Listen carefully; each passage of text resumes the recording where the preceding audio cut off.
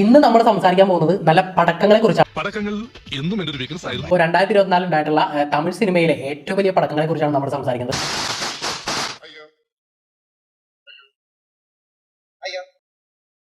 ഇതിനു മുമ്പ് സൗത്ത് ഇന്ത്യയിൽ തന്നെ ഏറ്റവും അധികം നഷ്ടമുണ്ടാക്കിയ ഒരു സിനിമ എന്ന് പറയുന്നത് പ്രഭാസ് നായകനായ രാധേശ്യാമായിരുന്നു. കങ്കുവ എന്ന് പറയുന്ന സൂര്യയുടെ സിനിമ വരുന്നത് വരെ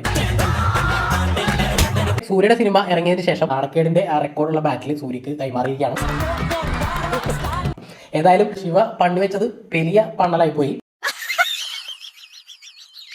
രാധേശ്യാം ഉണ്ടാക്കി വെച്ചത് ഏകദേശം ഒരു 160 കോടിയുടെ നഷ്ടമായിരുന്നെങ്കിൽ കങ്കുവയിലേക്ക് വരുമ്പോൾ 180+ വരുമെന്നാണ് ഇന്ത്യൻ 2. അത് അതിനേക്കാൾ വലിയ അപരാധം.